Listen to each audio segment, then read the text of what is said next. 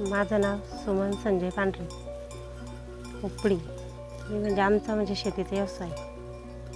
3 acre जमीन आहे आमच्याकडं. 1-1.5 थैली मक्का टाकली, 1-1.5 थैली कपाशी लावली. कपाशीत गुडघ्या इथल्याला पाणी तुंबलेलं आहे. गुडघ्या इथल्यालीच कपाशी बी आहे.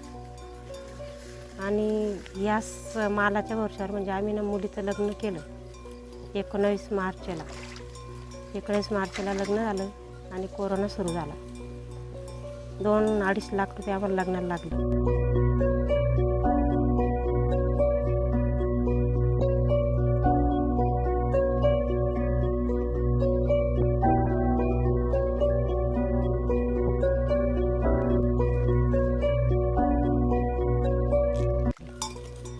आणि सगळे पैसे आमचे काही घरचे नव्हते. मागच्या वर्षी आम्हाला साल आलं नाही. मागच्या वर्षी आमची सगळी मक्का गेली. त्यामुळे सगळे पैसे आम्ही व्याजानं आणले. आणि आता पण पेरणीला पण व्याजानं पैसे काढले. आणि कसं काय करावं हे डोके आमचे चालत नाही. शेतात आल्यावर काय करा काय नाही. शेतात आले लगे मालाकडे पाहून की डोके पागल होऊन जातात.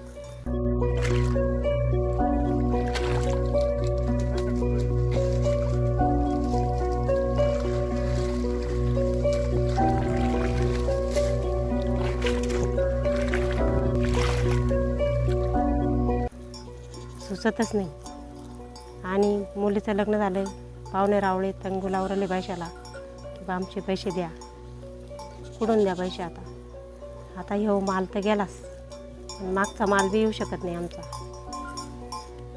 आणि एकच मुलगा आहे आम्हाला.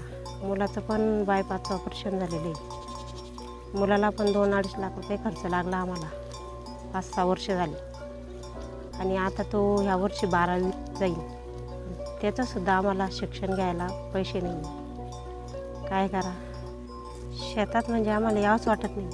पण 1 गाय 2 बैल आहे. याच्या चारा पाणी करता शेतात येतो आम्ही.